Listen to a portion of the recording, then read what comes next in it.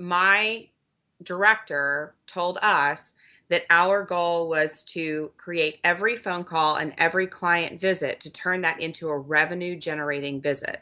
Well, if a woman comes in and she's pregnant, the only way we can do that is by selling her an abortion Right. because we don't do prenatal care. Planned Parenthood does not provide prenatal care at any of their clinics across the country. They don't do, adoption services. They don't make money off of that. So the only way we could make money was to sell a woman an abortion. And we were given the directive to sell abortion. Glad to have this next guest with us. Actually, was a recommendation by my wife who read this lady's book, Unplanned. You can find her at abbyjohnson.org. Not .com, .org. Get it right. Abby Johnson, thank you for being on the show. Thank you for having me. I'm very glad to have you on the show. And like I said, okay, so full disclosure, I never lie to people and be like, I read your book. I've read excerpts, but my wife was enthralled. And Okay. she was the one who said, you have to have her on. So, we've had some pro-life people on the show before. And my wife knows all of them. She reads almost anything she can get her hands on. But there was something here that really touched her. Have you noticed a reaction from many people who've read your book that that sort of differentiates it, I guess, from a lot of the other sort of pro-life sites or books out there? Yeah, I think one of the things is that because I used to be a pro-choice person, and then writing a book kind of about being that person and being in the pro-choice movement. Um, my purpose was not to vilify them, but just to help people have an understanding of where they're coming from. Not saying that it's right. Right. Abortion is absolutely wrong, but that, we're not at war with these people that are working in the clinics or these people who are pro-choice. We're at war with the ideology, but not the people themselves. And so I think that was something that was new to the pro-life movement, Mm-hmm. honestly, because they had for so long wanted to make enemies of the people who do support abortion. Right. I think you're right. And I think, we've talked about this. I think there's a time for that. I think there's a time to throw caution to the wind and offend people, and it's okay because you're Sure. offending the right people. And I think there are people who are not beyond reaching, and you need to understand the difference. And that's really sort of the skill, I guess, of expressing political ideology, is knowing how to walk that line in a way that's appropriate for your audience. So you worked at now it was Planned Parenthood, right? It wasn't just any abortion clinic. That's right. Right. It was Planned Parenthood Clinic. I was the director there. We were an abortion facility. I was there for 8 years. Now, you say that you were an abortion facility. Does that mean that that was your designated purpose at this Planned Parenthood facility? Because we're told that, it's a very small percentage of what Planned Parenthood actually does. Yeah. Um, you don't it, you don't agree, I can tell. it was, we were there to, it's kind of a tricky question because we were there as a family planning clinic Mm-hmm. who provided abortions. Ah, Okay. But the whole premise behind being a family planning clinic is to get women on a contraceptive method that will eventually fail them.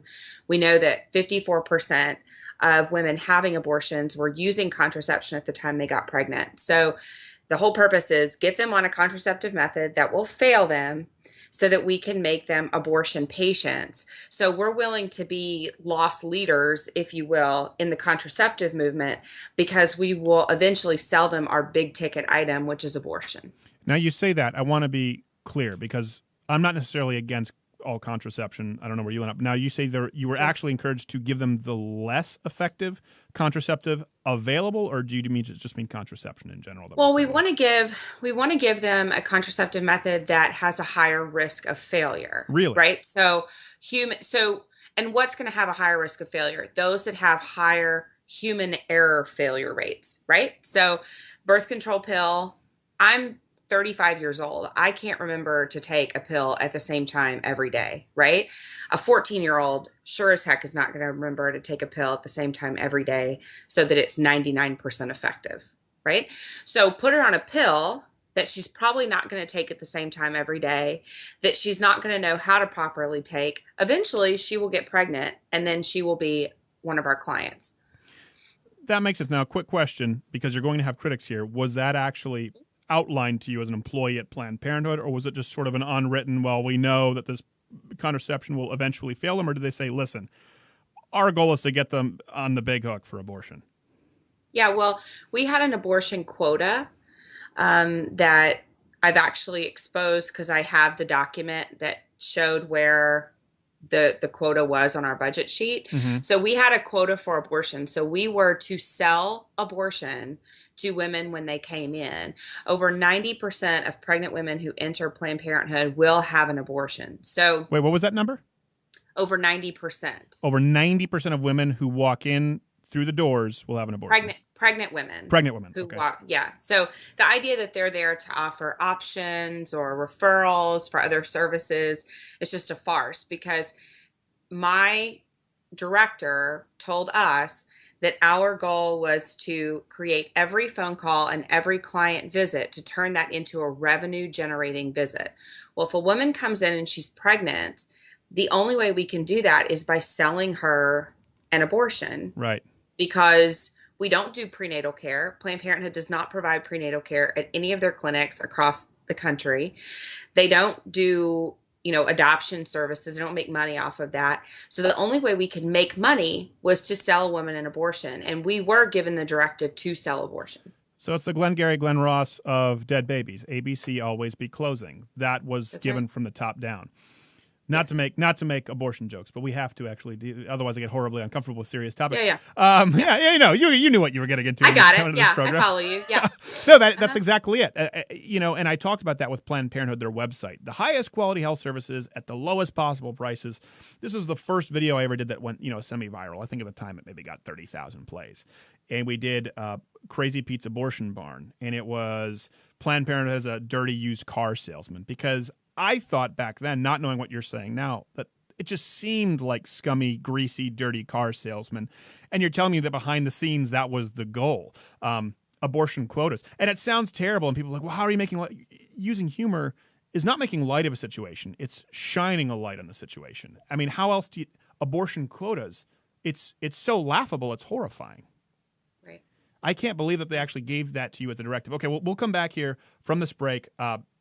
Because I want to talk about your turning point. And that's what my wife and I talked about for a long time. Louder with Crowder, abbyjohnson.org. Stay tuned. Back with Abby Johnson, abbyjohnson.com, of the book Unplanned.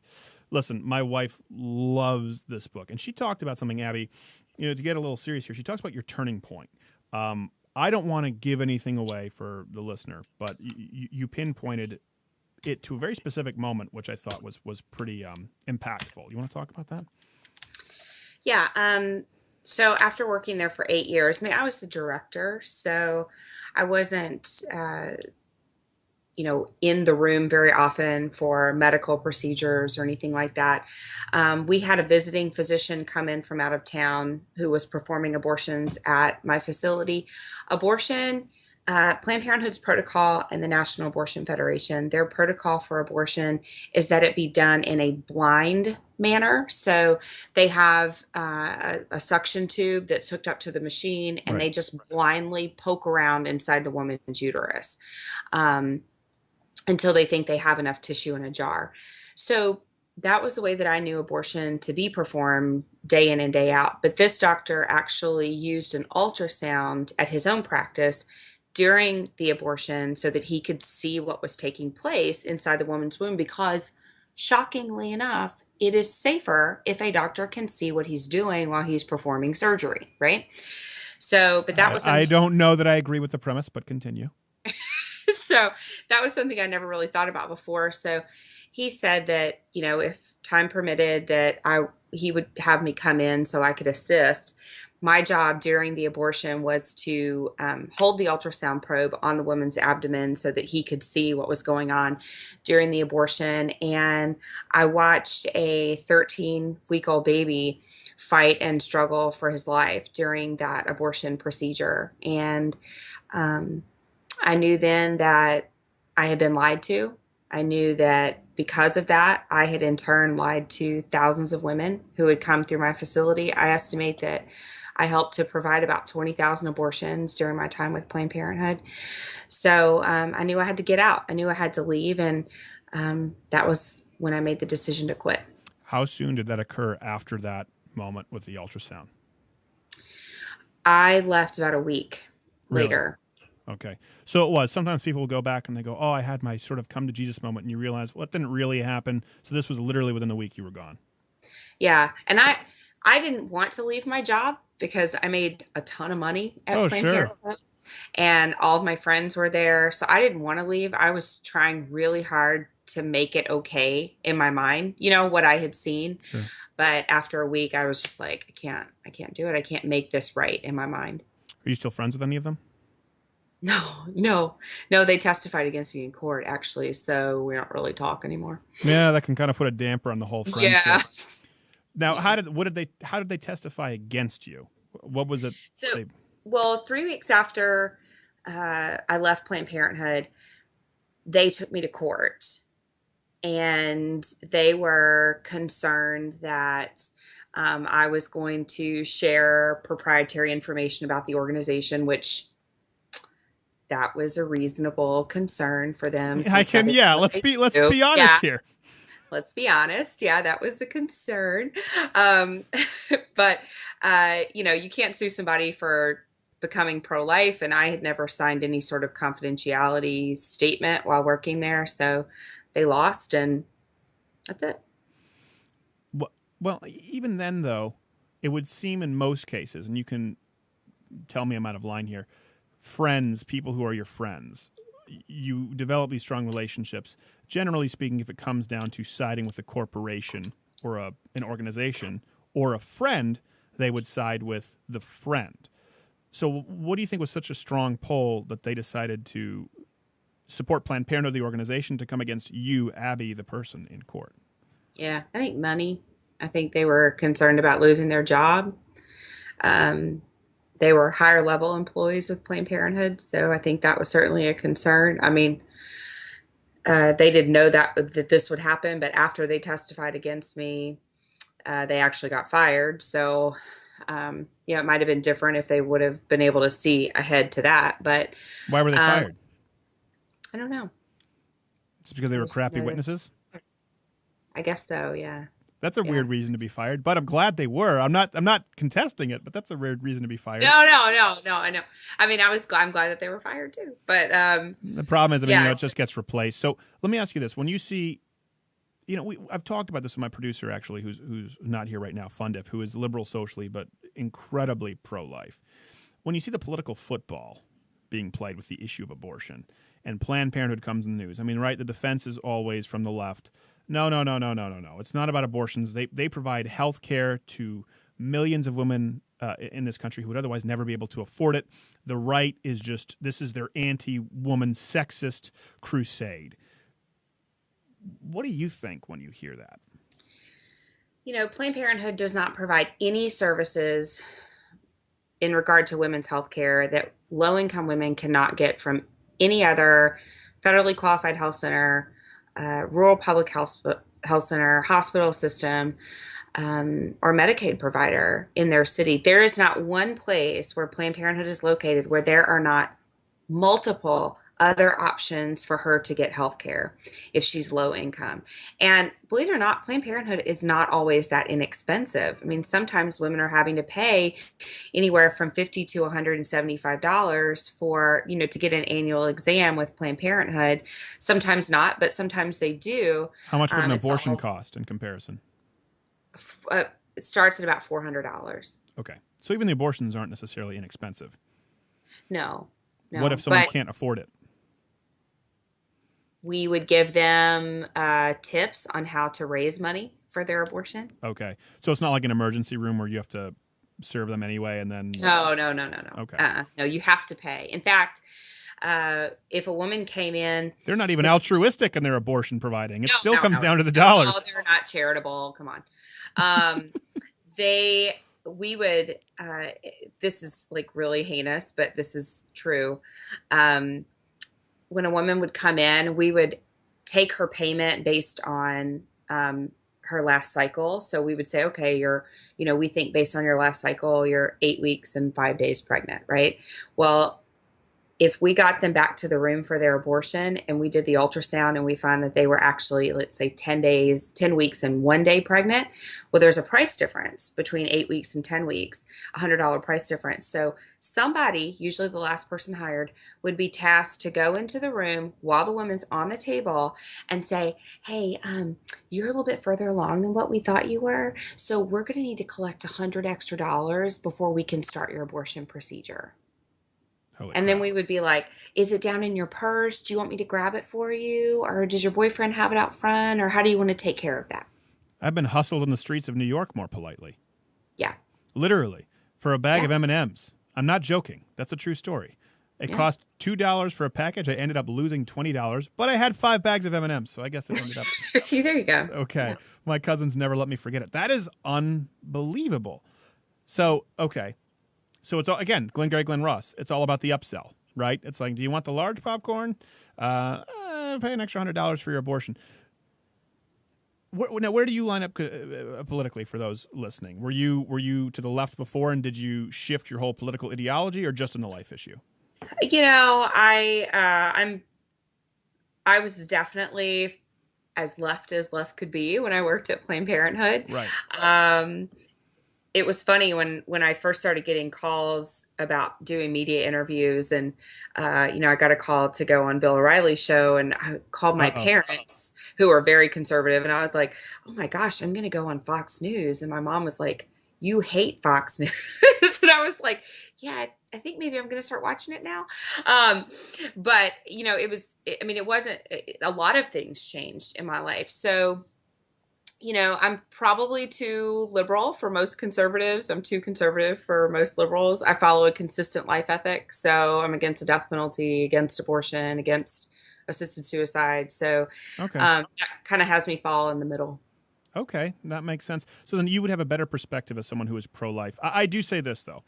Since you're pro-life, would you agree with me? I say, listen, there are open-handed issues, there are closed-handed issues. I could vote for a Democrat in a local election because there are pro-life Democrats in a local election who don't, they don't have the control to increase the size of the federal government, and local municipalities have the right to do public schools. That's within their right. Sure. But I do think that if you are pro-life, if you believe that is a life, it precludes you from supporting the Democrat platform in a national election. Am I out of line? No, I think you're absolutely right because you're right. The state and local elections, I have, I have pro-life Democrat friends who, Sure. I'd happily vote for.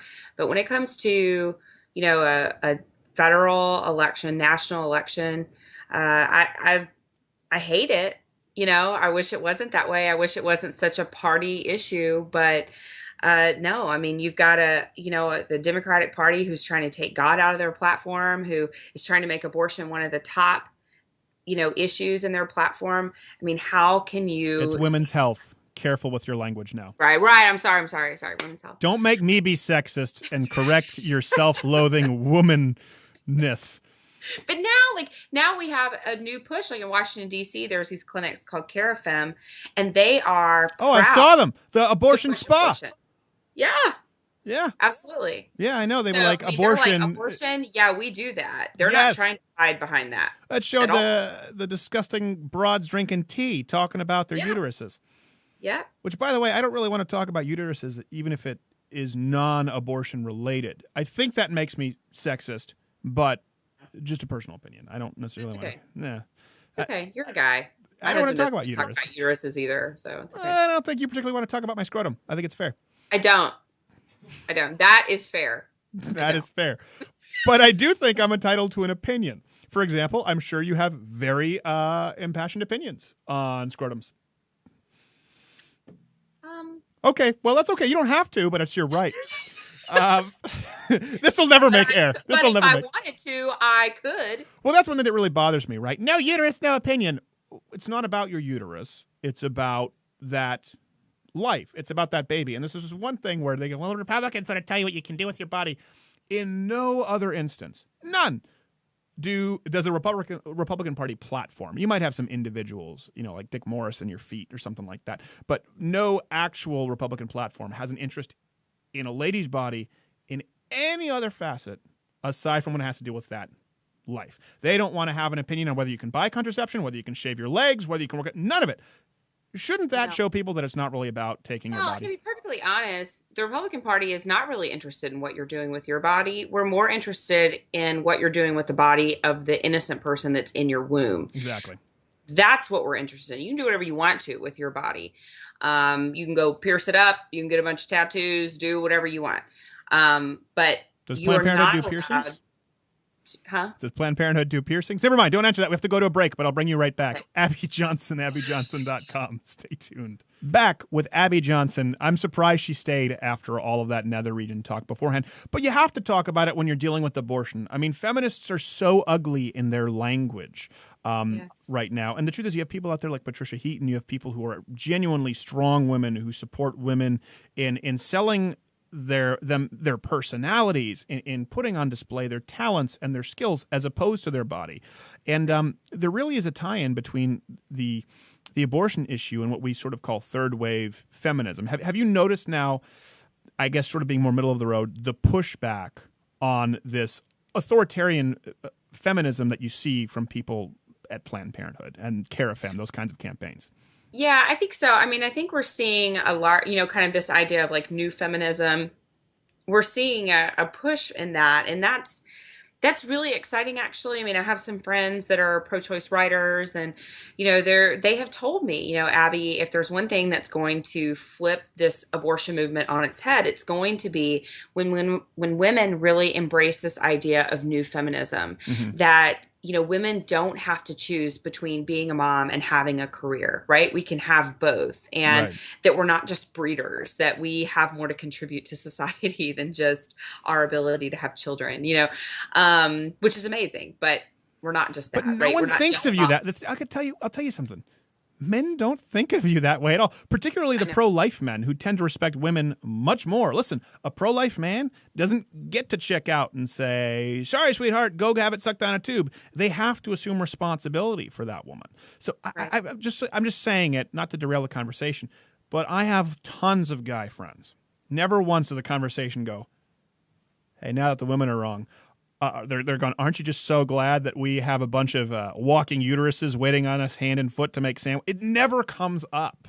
Um, so, and I think there's been actually, just like there's been more racial division in this country, there's been more gender, sexual division, I think, than ever, because there's a rejection of this from these supposed men's rights activists, which are kind of silly too, and this third wave feminism. And it sounds like you, maybe even some pro-choice friends that you have, are somewhere in the middle where you can find reason.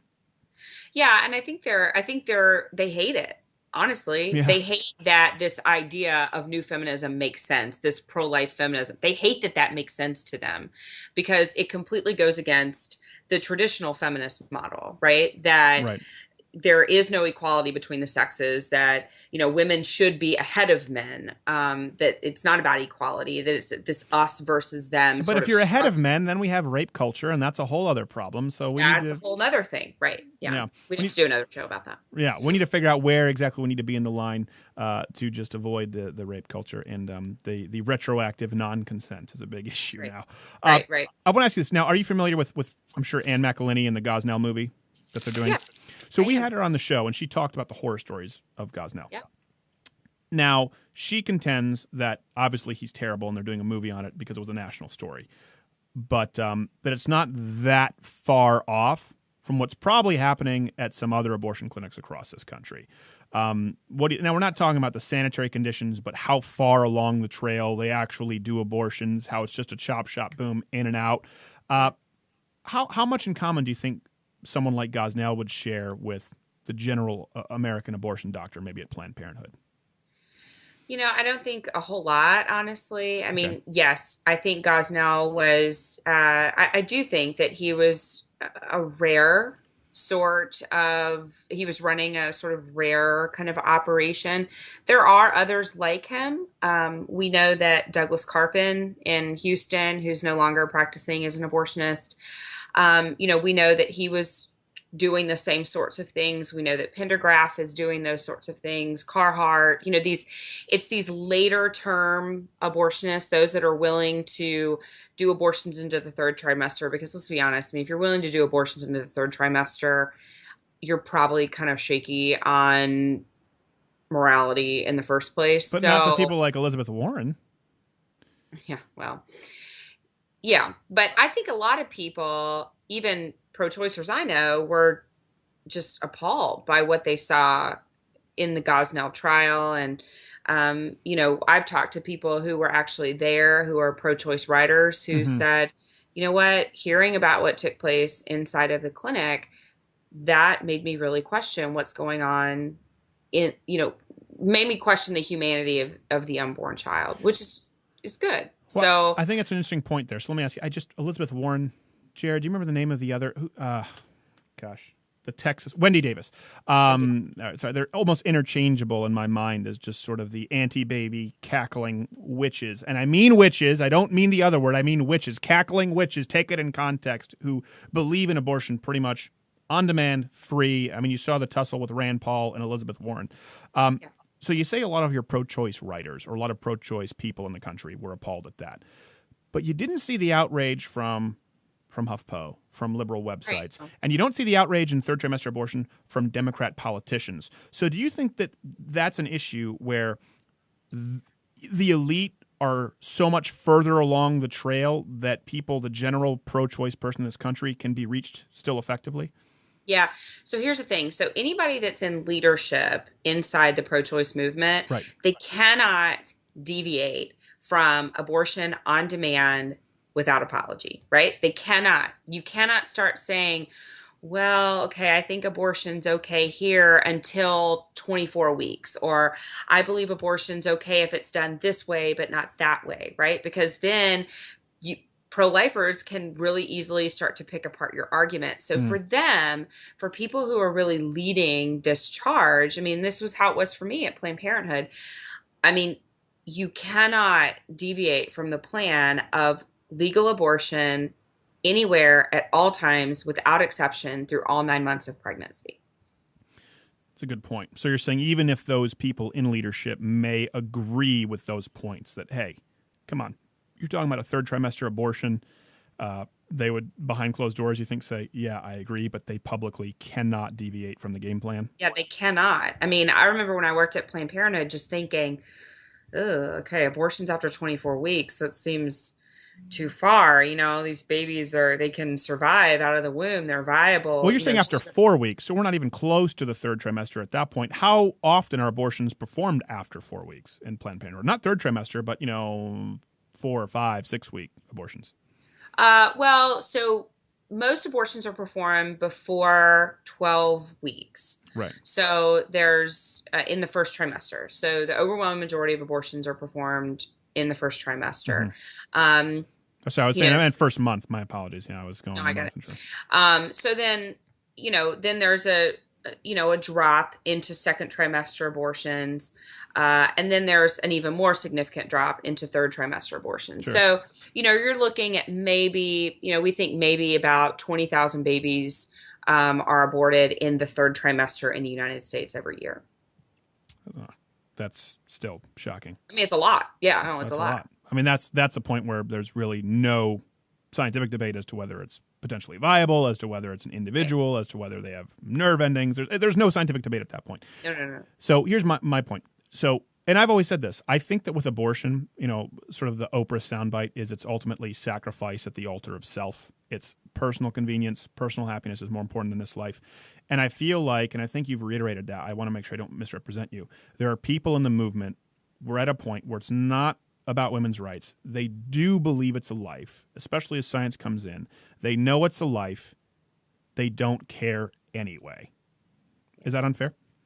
No, that's totally fair. I mean, I remember a pro-lifer asking me one time, when do you think life begins? And I remember my answer just being like, it doesn't matter. It doesn't matter when life begins because abortion is legal and I'm going to do everything I can to support legal abortion through all 9 months of pregnancy. That is not how I felt. That's not actually what I felt in my heart. That's not how I Right. felt in my mind. But I could not stray from that talking point. Why did you go into this? Why did you feel passionately enough about this to do it? I've had two abortions myself. So about 70% of people that work in the abortion industry have had abortions. So I think a lot of it is just kind of justifying your own past behavior or your own past mistakes. But I mean, honestly, I was just very naive. I was a college student. I didn't know anything about Planned Parenthood. And, when this woman is telling me how they serve these uninsured or underinsured women, and they're the only hope for these women if they need health care. I mean, it sounds like Planned Parenthood is this benefactor to the masses. Sure. And that was something that I was interested in helping with. Okay. So your heart was in the right place. Maybe the mind took a little while to Just, catch up. just very misguided. That makes sense. And I think there are a lot of people out there like you. And like I said, I think there are people, the Elizabeth Warrens, Sure. I just forgot her name again. The text, Wendy Wendy Davis. Gosh, I can never remember it. You know why? It's just like a generic white lady name. Right. Yeah. It's like, are you saying we all our names are alike? Yeah, I guess it's anti-white racism. It's Wendy Davis. It's Even like, Crowder's racist. yes, exactly, against white women. So those people are beyond reaching. You kind of have to make an example of them. But there are people like you out there who are maybe not quite far enough along the trail. And I do think Abby Johnson's book, Unplanned, is a great way to start. AbbyJohnson.org. Unplanned, much like our private part discussions in this interview. Abby, thank you so much for being with us. Sorry, did I miss anything? Any closing words here that I missed? No, I don't think so. Oh, well, just so you know, you're talking about conversion, and how we can convert minds. I actually run an organization that reaches out to abortion clinic workers and helps them come over to the pro-life side. And we've had 160 workers come to us. So there are a lot of people who are working in these clinics, who want to leave, who are looking for an excuse to leave, and they just need a hand. They just need a hand up so that they can get out. And that's what we've been able to provide. And 160 of those workers, six of them were abortionists that are now no longer performing abortions. So it can happen. Okay. Well, thank you, Abby. But you must go peddle your anti-woman sexist propaganda elsewhere. AbbyJohnson.org. Yes. You must go. Thanks for being with us. Stay tuned to Louder with Crowder. More after we keep the lights on with these sponsors. If you enjoyed this video, congratulations. You stumbled into the dark corner of the internet that wasn't plastered with breasts. And you could subscribe by clicking my face or watching one of these videos next to me. Do they or do they not have breasts? I don't know. We better click.